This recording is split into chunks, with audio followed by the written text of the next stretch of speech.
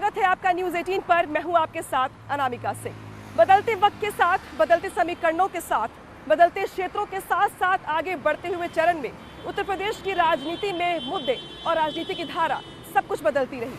हर party, हर दल के लिए अलग अलग क्षेत्रों में मुद्दे भी अलग अलग रहे।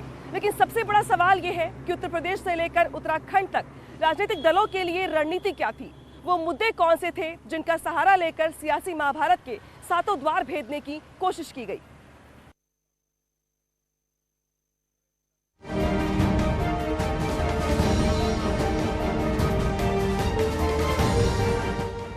सात चरण की जंग, मुद्दों ने क्यों बदला रंग। और एक गाना भी सुना होगा आपने, यूपी में काबा, यूपी में काबा, इस बार बाय बाय बाबा बा। यूपी प्लस योगी बहुत है उपयोगी। किसके चक्र से टूटेगा चक्रव्यूह। मुझे लगता है कि जो टारगेट था 400 का, उसके लिए मेहनत हुई है, तो कम से कम 300 सीटें तो गठबंधन जीतने जा रहा है। भारतीय जनता पार्टी बहुमत के पास है। गन्ना, किसान, आतंक, पाकिस्तान।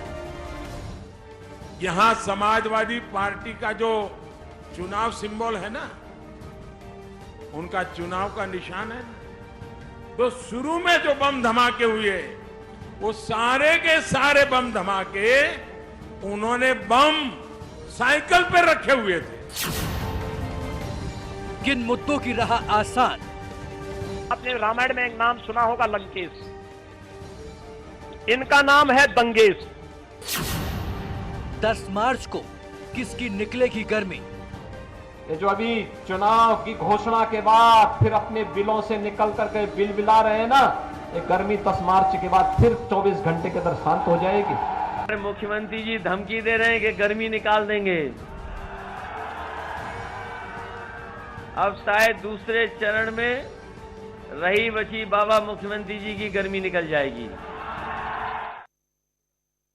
8 जनवरी 2022 की वो तारीख जब 5 राज्यों के लिए चुनाव आयोग की ओर से तारीखों का ऐलान किया गया और इसी के साथ सियासत की धरातल से उठी बयानों की उड़ान अपने शिखर तक जा पहुंची।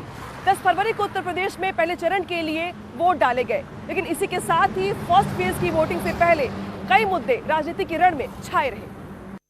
ये जो अभी चुनाव की घोषणा के बाद फिर अपने बिलों से निकल करके बिल बिला रहे हैं ना, ये गर्मी 10 मार्च के बाद फिर 24 घंटे के अंदर शांत हो जाएगी।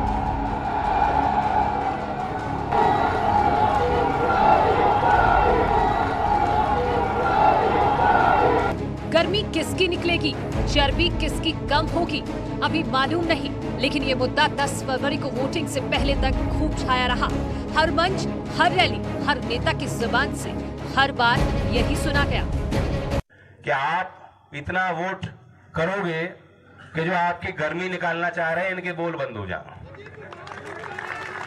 और कुछ कहने की जरूरत नहीं, इन्हें अच्छा सा कंबल खरीदेंगे, फिर चुनाव के बाद मैं भेजूंगा गोरखपुर।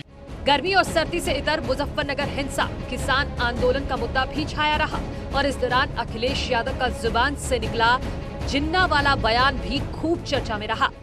जिन्ना एक ही संस्था में पढ़ करके बैरिस्टर बन करके आए थे, एक ही जगह पर पढ़ाई लिखाई की उन्होंने, वो बैरिस्टर बने, उन्होंने आजादी दिलाई।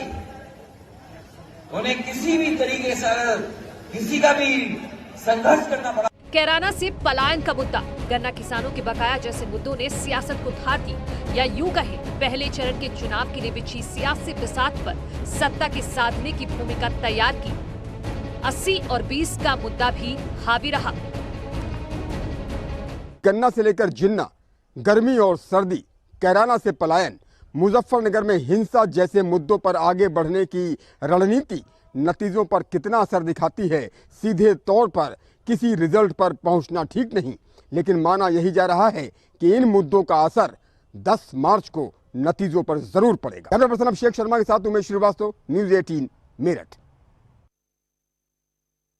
पहले चरण से शुरू हुए गर्मी और सर्दी के सियासत का अंत दूसरे चरण में तो नहीं हुआ, लेकिन इसी के साथ नया मुद्दा और नई रणनीति दूसरे फेज पर ज्यादा हावी दिखाई दी। कर्नाटक से शुरू हुआ हिजाब का मुद्दा दूसरे चरण के मुकाबले और मुद्दों को धुआं कर गया।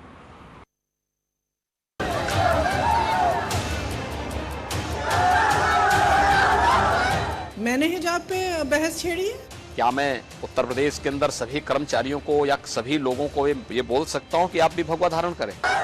ये मुद्दा कर्नाटक का था, कर्नाटक से उठा था, लेकिन सोशल मीडिया में वायरल वीडियो से उत्तर प्रदेश के मुस्लिम बेल्ट में जारी सियासी मुकाबले की तस्वीर बदल गई। भारत की व्यवस्था संविधान के अनुरूप चलनी चाहिए। हमारी व्यक्तिगत आस्था, हमारे व्यक्तिगत स्वयं के अधिकार या हमारी स्वयं की पसंद नापसंद हम देश के ऊपर लागू नहीं कर सकते, संस्थाओं के ऊपर लागू नहीं कर सकते। ये नहीं लागू कर सकते हैं। क्या मैं उत्तर प्रदेश के अंदर सभी कर्मचारियों को या सभी लोगों को ये बोल सकता हूं कि आप भी भगवा धारण करें? हिंदूवादी संगठन, मुस्लिम संगठन और राजनीति के रणबांकुरे हिजाब के इस मुद्दे से उत्तर प्रदेश की हुकूमत किसकी होगी, इस बात का फैसला कर लेने को आतुर है। देखिए, एक महिला का अधिकार है, वो बिकिनी पहनना चाहे, वो हिजाब पहनना चाहे, वो घूंघट लगाना चाहे, वह साड़ी पहनना चाहे, वह जीन्स पहनना चाहे। इसमें कोई राजनीति की बात नहीं और ना होनी चाहिए। दूसरे लफ्जों में कहें तो हिजाब और बुर्का का मुद्दा सियासत के सूरमाओं को अपनी राजनीति के मुताबिक मुफीद लग रहा था। सहारनपुर से रामपुर तक सियासी दलों से मतदाताओं तक हिजाब का मुद्दा आम हो गया। मेरा व्यक्तिगत मानना है जी कि स्कूल के ड्रेस कोड को सभी धर्म के लोगों ने अपनाना चाहिए और मामला अब कोर्ट में है। कोर्ट ने अभी स्टे दिया है, कोर्ट सुनवाई कर रही है। अदालत का जो फैसला है वो सबने मानना चाहिए। देश को अल्टीमेटली संविधान के आधार पर चलाना चाहते हैं या विम्स के आधार पर चलाना, वो तय करना पड़ेगा। हिजाब और बुर्के के मुद्दे के आगे दूसरे चरण में बाकी सारे मुद्दे गौड़ हो गए। कानून व्यवस्था, रोजगार, राशन, उद्योग, बेरोजगारी, इसके अलावा अगर बात की जाए बाकी अन्य मुद्दों की तो इनकी गूंज सियासी मंचों से सुनाई तो दी, लेकिन इन मुद्दों को उतनी चर्चा नहीं मिली जितनी मिलनी चाहिए थी। दरअसल सेकेंड फेज की सियासी बिसात हिजाब के इर्द गिर्द ही बुनी गई थी, जिसको देखते हुए नेताओं की जुबानी जंग हिजाब को लेकर ही ज्यादा तेज थी।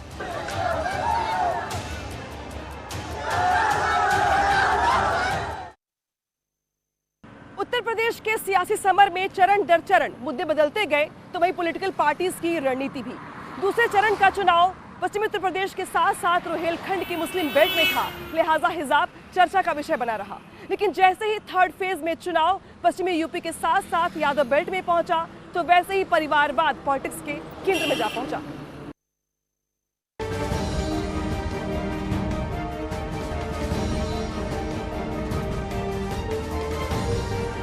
परिवारवाद का मुद्दा उत्तर प्रदेश की पॉलिटिक्स में नया नहीं है, लेकिन तीसरे चरण में चुनाव उस क्षेत्र में था जो समाजवादी राजनीति के झंडा बरदार मुलायम सिंह यादव परिवार का गढ़ कहा जाता है, यानी मैनपुरी, इटावा और उसके आसपास का क्षेत्र। खास बात यह है कि तीसरे चरण में आने वाली करहल विधानसभा सीट से अखिलेश यादव उम्मीदवार हैं, लिहाजा परिवारवाद के मुद्दे को सत्ताधारी बीजेपी ने जोर शोर से उठाया। गौर परिवारवादियों ने गरीबों को, माताओं बहनों को वो लाभ लेने ही नहीं दिया, उन तक पहुंचने दिया। जिसका पैसा केंद्र सरकार दे रही थी वो भी खुद के लिए। तीसरे चरण में बीजेपी लगातार परिवारवाद के मुद्दे को धार देने की कोशिश में लगी रही तो मुख्य विपक्षी दल समाजवादी पार्टी तीसरे चरण में पहले और दूसरे चरण के मुद्दों के साथ आवारा पशुओं के मुद्दों को धार देने में जुट गई। इसके अलावा कानून व्यवस्था का मुद्दा, सरकारी भर्ती, बेरोजगारी के मुद्दे पर सियासी शोर कुछ ज्यादा ही सुनाई दिया। उत्तर प्रदेश की जनता ने ये चुनाव अपने बुनियादी मुद्दों का चुनाव समझ करके लड़ा। उत्तर प्रदेश के नौजवान चाहते थे उन्हें रोजगार, नौकरी मिले, 5 साल तक इंतज़ार करते रहे। किसानों को लगा कि उनकी आय दोगुनी नहीं हुई, पुरानी सरकार ने यह भरोसा दिलाया था कि आय दोगुनी होगी। तीसरे चरण में परिवारवाद के साथ कोरोना वैक्सीन का मुद्दा भी छाया रहा। बीजेपी के मन से हर बार वैक्सीन के आस से अखिलेश यादव को निशाना बनाया गया।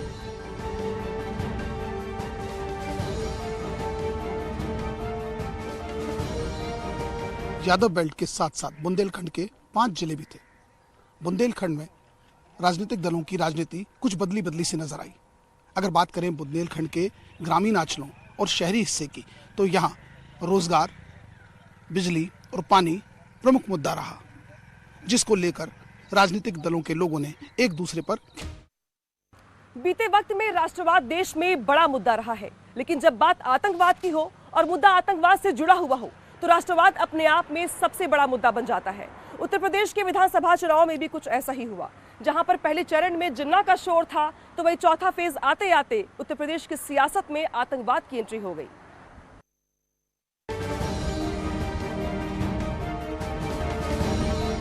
18 फरवरी 2022 यानी तीसरे चरण की वोटिंग से ठीक 2 दिन पहले अहमदाबाद ब्लास्ट केस में आए गुजरात की विशेष अदालत के फैसले ने उत्तर प्रदेश की सियासी धारा को नई दिशा में मोड़ दिया। क्योंकि कुछ राजनीतिक दल ऐसे ही आतंकवादियों के प्रति मेहरबान रहे हैं। दरअसल अहमदाबाद केस में जिन 38 दोषियों को सजा सुनाई गई, उनमें से 8 का संबंध आजमगढ़ से है, जो एक आतंकी के पिता की फोटो अखिलेश यादव के साथ वायरल हुई, जिसे बीजेपी ने मुद्दा बना दिया। ये राजनीतिक दल वोट बैंक के स्वार्थ में आतंकवाद को लेकर नरमी बरतते रहे हैं। ये देश की सुरक्षा के लिए बहुत खतरे की बात है, इसलिए हर देशवासी को इसके बारे में जानना जरूर चाहिए। बीजेपी ने सिर्फ फोटो को मुद्दा नहीं बनाया, बल्कि सवाल उठाए कि 2012 से 2017 के बीच समाजवादी पार्टी सरकार में आतंकियों के संरक्षण का आरोप लगाया। पीएम मोदी से सीएम योगी और बीजेपी के तमाम नेताओं ने एक साथ अखिलेश यादव को निशाने पर लिया। नतीजा, अखिलेश यादव को सफाई तक देनी पड़ी। आतंकवादी को फांसी की सजा जो पाया है, उसका अब्बा समाजवादी पार्टी का प्रचारक है आजमगढ़ में। चौथे चरण में बीजेपी आतंकवाद को मुद्दा बना रही थी, तो विपक्षी दल लखीमपुर हिंसा को केंद्र बनाकर अपनी सियासत को हवा दे रहे थे। चौथे चरण में लखीमपुर के साथ ही उत्तर प्रदेश में सत्ता का केंद्र लखनऊ भी शामिल था। लिहाजा कयास ये लगाए जा रहे थे कि लखीमपुर की घटना का असर उत्तर प्रदेश के चुनावों में नजर आएगा, यानी कि चौथे चरण में नजर आएगा। लेकिन चौथे चरण के मतदान से पहले कोर्ट का फैसला आया और उस फैसले के बाद में हालात एकदम बदल गए और समाजवादी पार्टी भारतीय जनता पार्टी को घेरती नजर आई। उसी बीच आतंकवाद के मसले पर भारतीय जनता पार्टी ने सपा को घेरना शुरू कर दिया। वहीं आतंकवाद के मामले में दूसरी राजनीतिक पार्टियां जरूर इस पूरे मामले से अलग नजर आई। कैमरामैन शरद के साथ संकेत मिश्रा, न्यूज़ 18 लखनऊ। अब देखिए कि पांचवें चरण यानी जिस चरण के लिए 27 फरवरी को वोटिंग हुई, उस चरण के लिए मुद्दे क्या रहे, पॉलिटिकल पार्टीज किस मुद्दे के सहारे आगे बढ़ते रहे और धार्मिक ध्रुवीकरण इस चरण में कितना हावी रहा।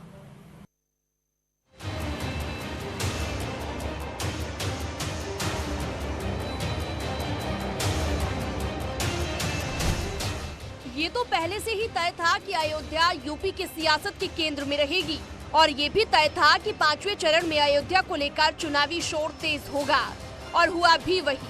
पूरी राजनीति अयोध्या के आसपास दिखाई दी। अयोध्या में मंदिर का निर्माण, अयोध्या का विकास सियासत के केंद्र में रहा। अयोध्या दुनिया की सुंदरतम नगरी बनेगी, इस दिशा में एक प्रयास प्रारंभ हुआ। अयोध्या में पंचकोशिका हो, 14 कोशी या 84 कोशी, इन सभी के सुंदरीकरण पुनरुद्धार की कार्रवाई के साथ ही अयोध्या के अंदर जो वास्तव में जिसका अंदर अयोध्या थी, उस प्रकार के कार्यक्रमों को लेकर के भारतीय जनता पार्टी के की सरकार। रामलला में आस्था की चर्चा बीजेपी के हर मंच से हुई। चुनाव से पहले अयोध्या का रुख कर रहे विपक्षी दल भी पांचवें चरण से पहले अयोध्या के मुद्दे पर बीजेपी की अपेक्षा चुप रहना ही बेहतर समझते रहे। विपक्षी दलों ने सड़क, बिजली, पानी और कानून व्यवस्था के मुद्दे को लेकर बीजेपी को घेरा। हालांकि कानून व्यवस्था पर घेर रहे विपक्ष को बीजेपी ने बुलडोजर के आसरे जवाब दिया। माफियाओं पर कार्रवाई, उनकी संपत्ति पर चलने वाले बुलडोजर को बीजेपी ने अपनी चुनावी रणनीति का हिस्सा बनाया। मार्च 2017 से 8 जनवरी 2022 तक योगी सरकार ने कई माफियाओं पर बड़ी कार्रवाई की। इनमें प्रयागराज में बाहुबली अतीक अहमद की कई इमारतों को धराशायी किया गया। और ध्यान देने वाली बात यह है कि प्रयागराज में चुनाव 5वें चरण में थे, लिहाजा बुलडोजर का मुद्दा उठना लाजमी था।